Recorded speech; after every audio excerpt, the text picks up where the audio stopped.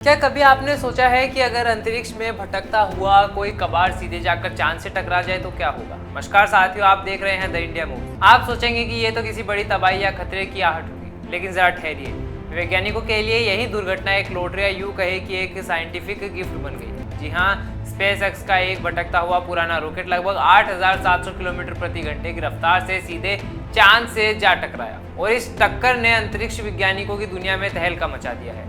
आइए पहले इसकी पूरी कहानी जानते हैं। बात पिछले साल जनवरी की है, जब फ्लोरिडा से स्पेसएक्स का फाल्कन 9 रॉकेट 2 लूनर लैंडर को लेकर अंतरिक्ष में रवाना हुआ। काम खत्म होने के बाद रॉकेट का खाली ऊपरी हिस्सा अंतरिक्ष में ही भटक गया। पिछले 18 महीनों से पृथ्वी, चंद्रमा और सूर्य के गुरुत्वाकर्षण और सूरज की रोशनी से हल्के फुल्के धक्के ने इसे एक नए रास्ते पर डाल दिया और आखिरकार बुधवार को यह रॉकेट करीब 11 बजे चांद से जा भिड़ा। अब आप सोच रहे होंगे कि जब इतनी बड़ी टक्कर हुई तो किसी ने इसे देखा नहीं। चौंकाने वाली बात यह है कि यह टक्कर इतनी चुपचाप हुई कि दूरबीन से भी इसे देखना नामुमकिन था, क्योंकि यह घटना चंद्रमा के उस हिस्से पर हुई जहां उस वक्त दिन का उजाला था और चमक सिर्फ 1 सेकंड के लिए एक छोटे से हिस्से के लिए दिखाई दी। यहाँ तक कि चंद्रमा की परिक्रमा कर रहा दक्षिण कोरिया भी इसे लाइव नहीं देख पाया।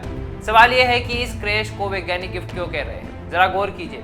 इस बार मामला किसी अंदाजे का नहीं है। शोधकर्ताओं को इस रॉकेट का सटीक साइज, की स्पीड, टकराने की जगह पता है, यानी यह कोई हादसा नहीं, एक दुर्लभ और नियंत्रण प्रयोग बन गया है। कैसे, आइए समझते हैं। पहला, उल्कापिंड के टकराने से चांद पर गड्ढे कैसे बनते हैं, इसका सटीक परीक्षण हो रहा है। दूसरा, टक्कर से कितनी धूल और चट्टानें उड़ी, यह जानकर इंजीनियर भविष्य में चांद पर सुरक्षित बेस और लैंडर डिजाइन कर पाएंगे। तीसरा, सतह के नीचे निकली मिट्टी हमें 4.5 अरब साल पहले पृथ्वी चंद्रमा प्रणाली के जन्म के राज खोले। वैसे यह पहली बार नहीं है जब किसी मानव निर्मित चीज ने चांद पर गोता लगाया हो। साल 1959 में सोवियत संघ का लूना 2 दुनिया का पहला ऐसा मिशन था जो चांद से टकराया था।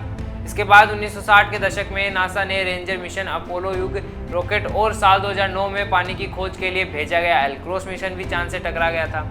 साफ है कि अंतरिक्ष का यह कचरा भले ही हमारे लिए बेकार हो, लेकिन विज्ञान की दुनिया में यह कचरा कभी कभी हीरा साबित होता है। अब नासा का लूनर उस जगह की तस्वीरें खंगाल रहा है। डेटा के विश्लेषण में भले ही कुछ दिन, हफ्ते लग जाए, लेकिन इतना तय है कि यह घटना भविष्य के मून मिशन की रूपरेखा तैयार करने वाली है। आपको क्या लगता है, इंसान का यह अंतरिक्ष कचरा चांद के लिए खतरा है या वरदान?